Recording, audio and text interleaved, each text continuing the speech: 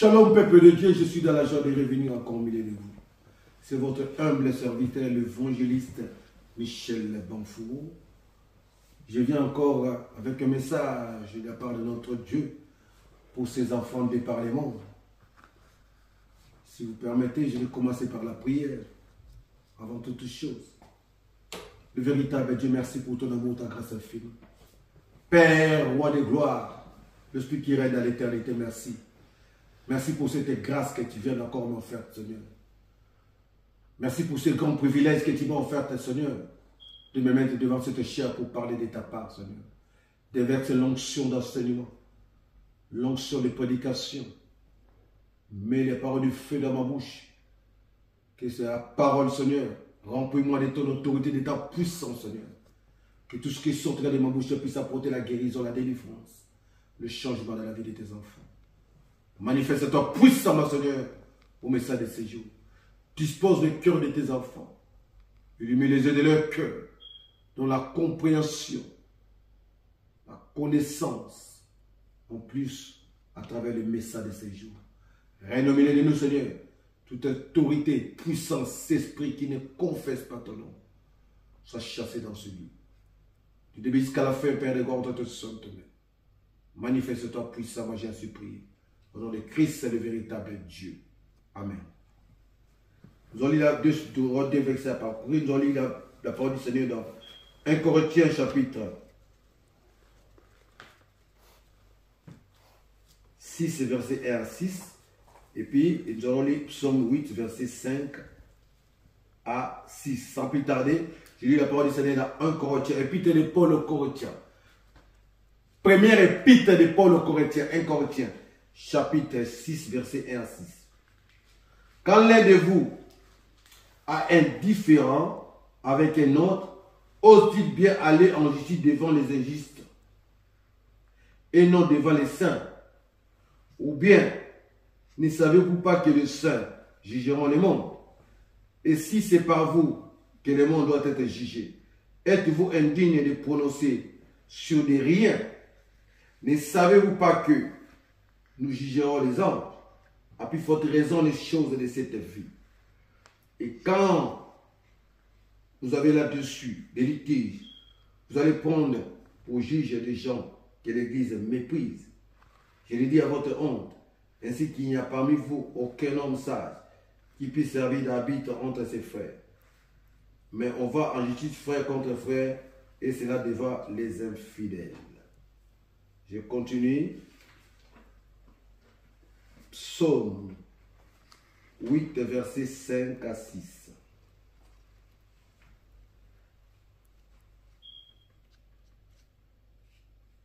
À peine le fis-tu moindre qu'un Dieu, tu le couronnes de gloire et de beauté.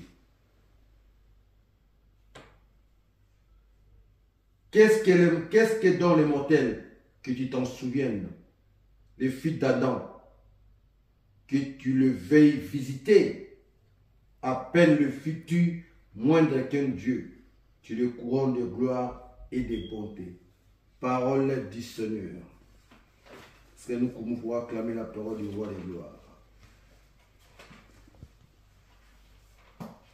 Bien-aimés dans le Seigneur, en ce grand jour, en ce dimanche pascal, le dernier dimanche du mois, le grand jour de notre fête chrétienne, le seul fête unique et l'unique fête d'ailleurs, où le Seigneur, notre Seigneur,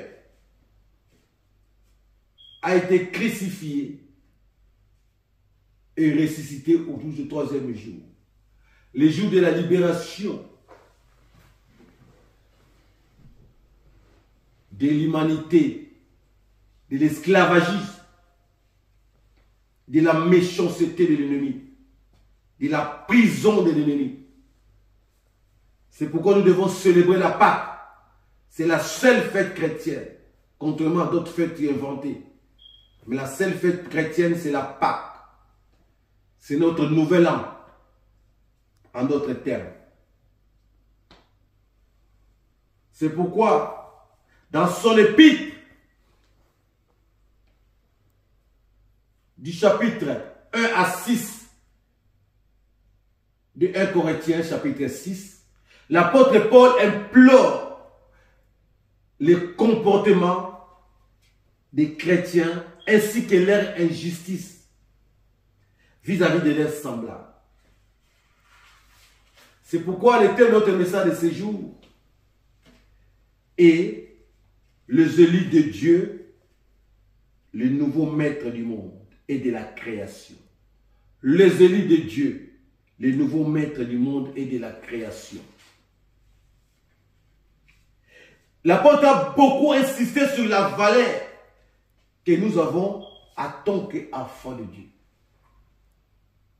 Si nous retournons un peu en arrière, au verset 5, au chapitre 5, toujours du 1 Corinthiens, du premier épître de Corinthiens, nous nous remarquons que le Seigneur insiste, parle de ses enfants, la qualité dont ses enfants doivent être. Un enfant de Dieu. Le Seigneur insiste à ce que nous puissions nous dépouiller du mauvais ou du vieux levain. Que nous puissions revêtir ou se constituer du vin nouveau, du levain nouveau. Or, le vieux levain dont le Seigneur parle, c'est le vieux comportement. Le Seigneur insiste sur le comportement de ses enfants à l'égard de leurs semblables ou dans ce monde. Le Seigneur veut que nous puissions célébrer lui qui est la Pâque, Christ, mais que nous puissions le célébrer ou la célébrer avec du levain de la justice, avec du levain de la pureté, avec du levain de l'intégrité, de la vérité, non avec des levains de l'hypocrisie, encore moins des levains de l'impureté ou de l'injustice. Car nous sommes d'une grande valeur. L'homme, mon frère, ma soeur, ce que tu dois savoir, l'homme a une grande valeur aux yeux de son Créateur. Mais quand Dieu parle des enfants de Dieu, nous devons faire la part des choses là-dessus. Ceux qui sont appelés enfants de Dieu, comme la livre la parole du Seigneur nous dit, nous parle dans Romains, et puis dans Romains, ceux qui sont conduits par l'Esprit de Dieu. En d'autres termes, les enfants de Dieu, c'est ceux qui ont accepté son Fils unique, le seul Seigneur et Sauveur dans leur vie. Ceux qui ont accepté Christ comme leur modèle. Tous les êtres humains ne sont pas des enfants de Dieu. Que personne ne vous trompe.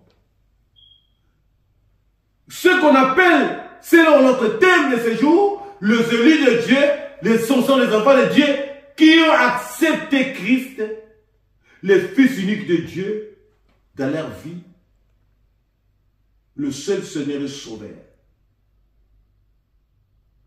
Et qui l'ont accepté comme leur seul modèle. Donc, tu ne peux pas prétendre être élu, tu ne peux pas dominer le monde si tu n'es pas enfant de Dieu. Pourquoi? Parce que le monde et tout ce qui le renferme appartient à Dieu. Et Dieu a donné ça en héritage à ses enfants. Si nous retournons en arrière, nous allons remarquer que les attributs, Dieu avait pris tous ces attributs, il a donné à l'homme.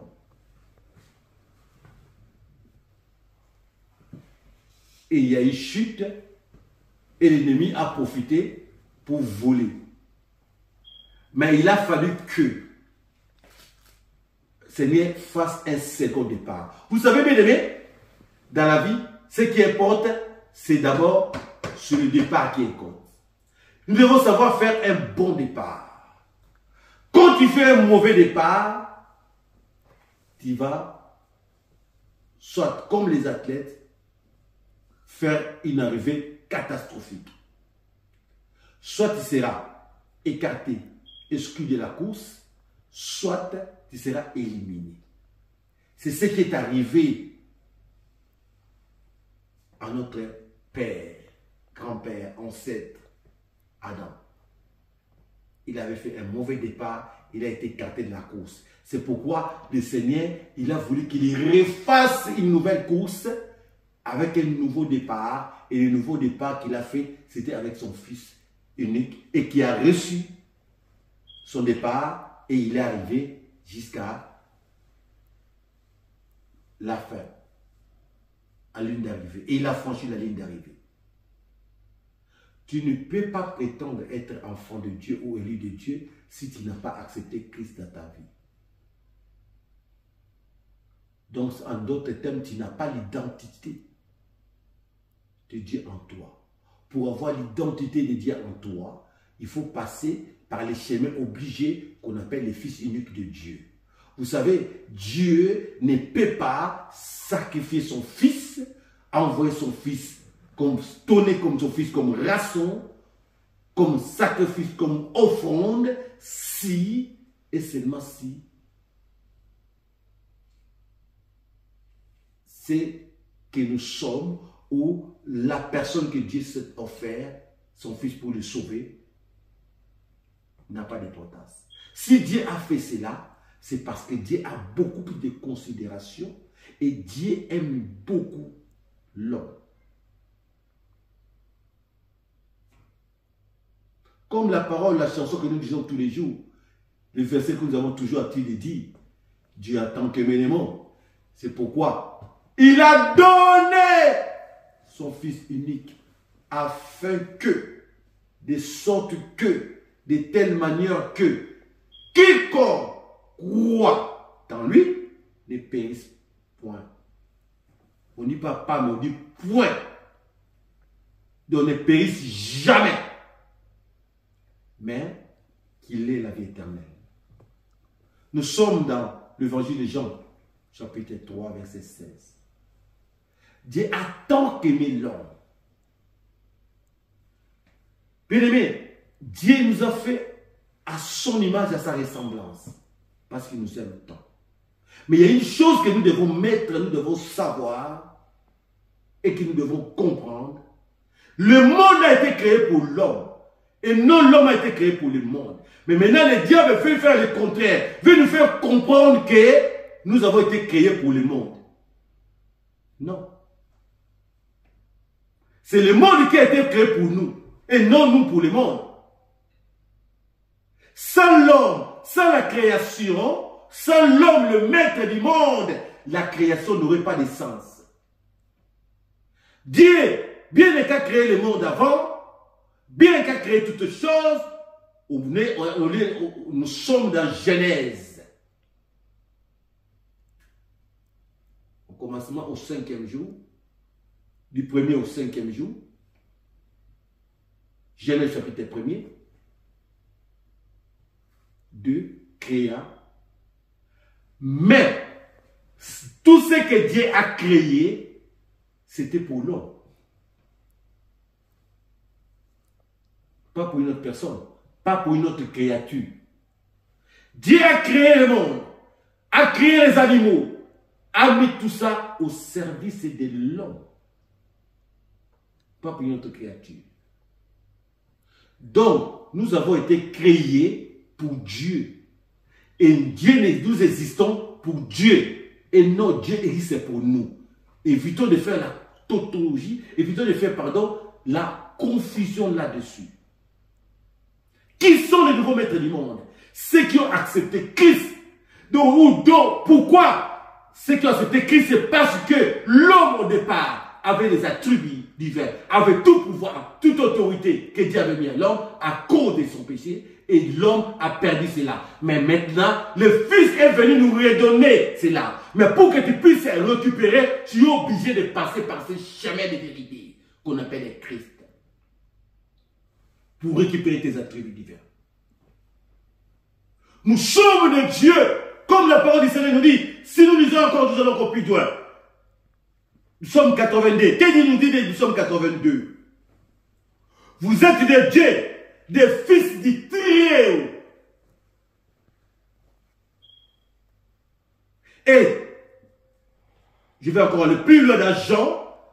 Jean 10, il nous dit ceci. Verset 34. J'ai dit, vous êtes de Dieu. Vous êtes de Dieu. Bien-aimés, nous devons nous purifier du vin et la vin. Les enfants de Dieu ne vont pas nous rabaisser au niveau des autres créatures. Les enfants de Dieu ne doivent pas se rabaisser au niveau des autres créatures. Que personne ne vous trompe. Le monde a été créé pour nous. Les anges ont été créés pour notre nous. Quand on dit pour nous, ils sont au service de Dieu, premièrement, et au service de l'homme. L'homme n'a pas été créé pour les anges, mais les anges ont été créés pour l'homme. Ils ont été créés pour être au service de Dieu, premièrement, et au service de l'homme. Mais ne te rabaisse pas au niveau d'autres créations, au niveau d'autres créatures. L'ennemi est venu semer la confusion. L'ennemi est venu faire croire alors que l'homme a été créé pour le monde. Pour être et devenir un enfant de Dieu, il faut remplir certaines conditions, comme je disais. Premièrement, il faut accepter son Fils unique, le seul Seigneur Sauveur de ta vie.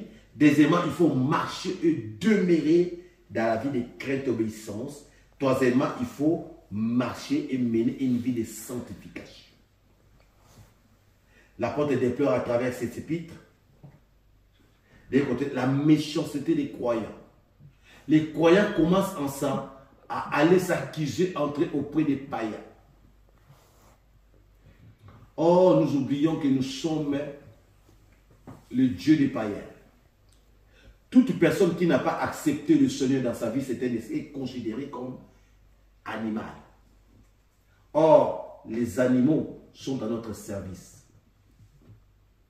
Toute personne qui n'a pas accepté Christ dans sa vie, le seul Seigneur Sauveur dans sa vie, est considérée comme un animal. Or, les animaux sont à notre service, sont nos esclaves. Ne vous étonnez pas si vous retournez dans la parole de la Genèse, Dieu dit, je demanderai des comptes à un animal qui va tuer l'homme, qui va verser le sang de l'homme. Pour dire à quel niveau Dieu considère et Dieu aime, Dieu prend l'homme qu'il a créé, son fils d'adoption, comme quelque chose de très, très, très précieux. Mais toi-même, tu ne te connais pas. Tu te rabaisses à des choses qui n'ont pas de sens. Un homme qui se rabaisse à la paix comme un esclave. Tu marches comme un esclave. Tu agis comme un esclave. Le diable veut te transformer, veut transformer les hommes aux animaux.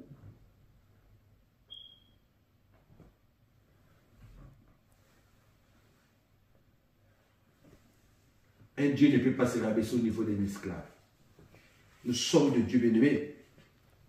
Alors toi qui acceptes Christ, le seul Seigneur dans ta vie, tu deviens automatiquement enfant de Dieu. Si tu acceptes le Seigneur, Christ, Jésus dans ta vie, tu deviens automatiquement enfant de Dieu et il te donne tous les attributs divins. Il te donne l'autorité, il te donne le pouvoir.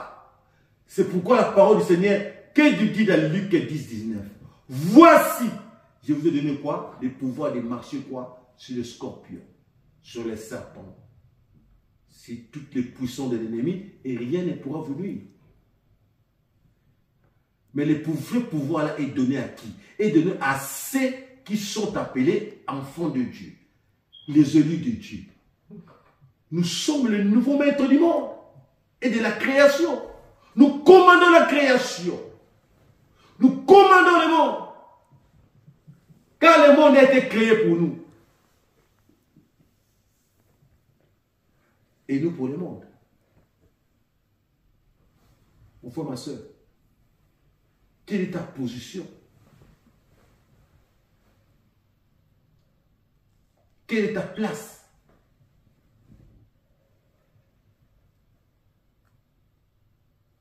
À ce grand jour, en ce dimanche pascal, le dimanche dernier du mois, nous sommes au 3e mois. Les chiffres 3. Le Christ s'est ressuscité, a été ressuscité et ressuscité le troisième jour. En ce dimanche, mon frère, ma soeur, demande à Dieu de rester tout ce que l'ennemi avait enterré dans ta vie. De déterrer cela. D'accomplir toutes choses. Le mystère des chiffres 3. Le miracle des chiffres 3. Puis s'accomplit dans ta vie. Récupère ton autorité. Récupère ton pouvoir. Dieu a dit de redonner ton pouvoir. Elle a fait des dégâts, il dort la nuit, il rêve mal. Il se réveille, il tremble. J'ai rêvé, je ne peux pas dormir, la lumière est éteinte. Un enfant de Dieu. Un Dieu qui a perdu une créature. Il suffit de voir un cafard là-bas, voir comment il va sauter. Il va voir une souris, voir comment il va sauter. Surtout la nuit. Il rêve au nom de Jésus, au nom de Jésus, il rêve au nom de Jésus, au nom de Jésus, il est un chasse. Et puis machin. Ben, je ne sais pas si vous comprenez, les diables n'obéissent qu'aux enfants obéissants. Bien aimé, il y a un secret là-dessus. C'est que nous ne comprenons pas. Les démons, avec les chefs et les diables, Satan, ils obéissent qu'à ceux qui sont obéissants. Écoutez-moi bien. Si tu es obéissant à ton Père créateur, le diable automatiquement, il va être... Regardez, prenons l'exemple de notre Seigneur. Quand il était dans le monde, il ne chassait pas les démons. Les démons fouillaient. Pourquoi? Parce qu'il avait une obéissance illimitée en lui. Il y avait la soumission et la fidélité en lui. Toi, tu n'es pas fidèle à Dieu. Tu marches selon ta propre volonté. Comment veux-tu que les attributs divins de pouvoir puissent se manifester en toi? Et tu vas chasser les démons. Tu vas finir comme les 7 fils de Séba. Dépouillés, fouettés, mis à nu. Les démons disent aux 7 fils de Séba, nous connaissons Paul. Nous connaissons Pierre. Qui es-tu? Vous, qui êtes-vous? Qui êtes-vous? Parce qu'ils ne marchaient pas dans l'obéissance. Ils n'avaient pas la marque de Dieu. Le sceau de Dieu. Oh, c'est qui a cette Seigneur, c'est leur meilleur sceau. Toi, tu n'as pas le sceau de Dieu. Tu vas chasser les démons. Tu dis au nom de Jésus, les démons te regardent. Au nom de Jésus, les démons te regardent. Parce que ta parole n'est pas puissante. Ce qui va rendre ta parole puissante, ton autorité, vient qu'avec l'obéissance. Vient avec la crainte. Ton autorité, le pouvoir, Dieu te l'a donné. Mais cela peut se manifester qu'à travers avec l'obéissance. Cela peut se manifester qu'avec la soumission. Cela ne peut se manifester qu'avec la soumission. Cela ne peut se manifester qu'avec l'obéissance. Et la crainte. Et surtout avec la vie de sanctification.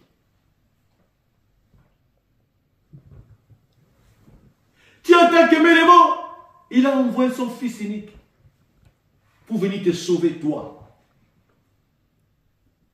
Il a donné cadeau. Il a donné son fils unique en sacrifice pour que nous soyons sauvés. Et qu'est-ce que tu fais en retour? Un élu de Dieu, le nouveau maître de la création, les élus de Dieu. Nous sommes les nouveaux maîtres de la création. Pourquoi? Nous allons juger les anges. Regardez le niveau que nous avons. Qui peut juger les anges si ce n'est pas Dieu? Qui peut juger la création si ce n'est pas Dieu? Les animaux, nous allons les juger. Toi, tu vas juger un animal, tu te comportes toi-même comme un animal. Comment veux-tu juger un animal? Tu te comportes comme un animal, tu veux juger les animaux.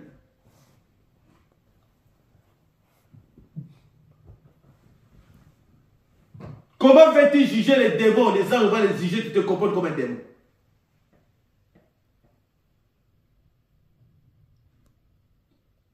vont juger les anges. Les anges n'ont aucun pouvoir de juger l'homme pour dire que nous sommes de Dieu. La parole nous dit, tu n'as fait un peu inférieur. Dans notre version, nous venons de lire ici. Nous sommes 8. Dans la version du second. Tu l'as fait de peu inférieur à Dieu. Donc nous sommes de peu inférieurs à Dieu.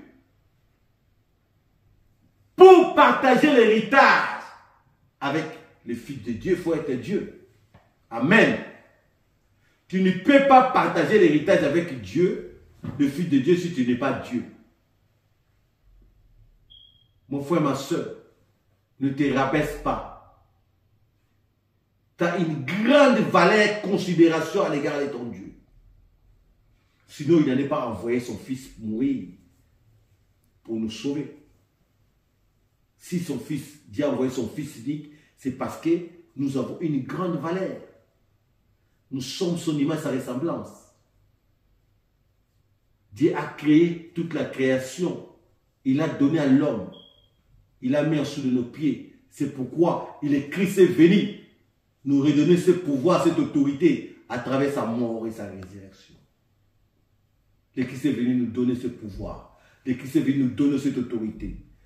Nous sommes venus nous redonner cette autorité, ce pouvoir que nous avions autrefois perdu.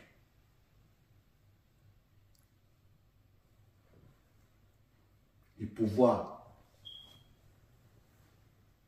de devenir, de redevenir enfant de Dieu. L'autorité de redevenir Dieu.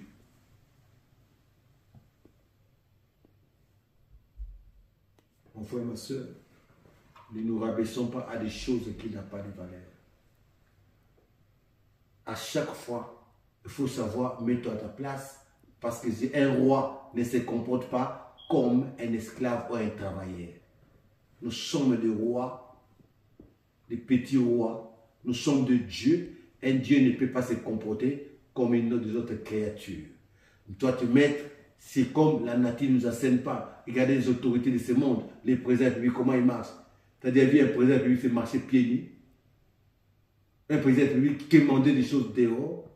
Non. C'est absurde.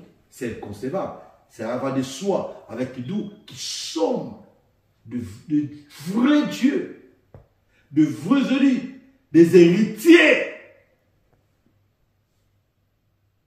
Nous devons commencer par contrôler, à soigner notre comportement. Nous ne devons pas se laisser balloter de gauche à droite par des diables ainsi que ces démons. Or, les démons, ils sont obligés de se soumettre à nous. Mais à une seule condition, que nous aussi, nous soyons soumis, obéissants à l'égard de notre Dieu, Père Créateur.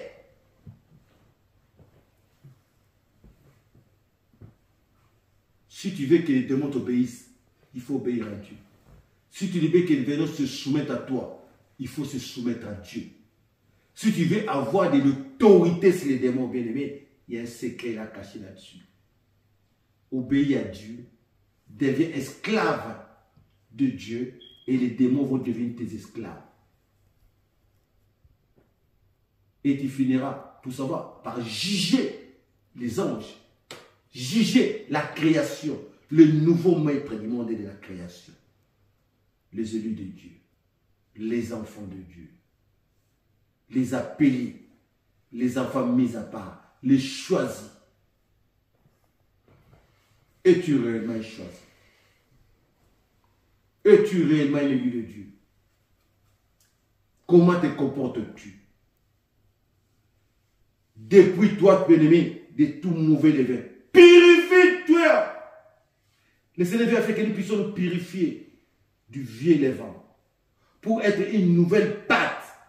Parce que le mauvais levain, le vieux levain ne fait pas monter la pâte. Le vieux levain fait en sorte que la pâte va devenir aigre. La pâte va devenir amère. La pâte, c'est ta vie. Or, nous devons célébrer la pâte, non avec du vieux levain, ni du levain de l'hypocrisie, ni du levain de l'immoralité, ni du levain de la méchanceté, ni du levain du mensonge, mais nous devons célébrer notre Pâques. Christ qui est notre Pâques, avec quoi? Avec du bon levain. Le levain de la pureté, le levain de la vérité, le levain de la sanctification, le levain de la crainte et de l'obéissance. C'est pourquoi, mon frère, ma soeur, dépouille-toi du vieux levain et commence à préparer ta vie qui ta pâte avec du bon levain, le nouveau levain qui est Christ. À travers cela, et que ton esprit et l'esprit du Seigneur soient un pour que vous puissiez avancer et en finalité juger le monde, juger la création et prendre le contrôle de toutes les choses. Que Dieu vous bénisse et bénisse sa parole.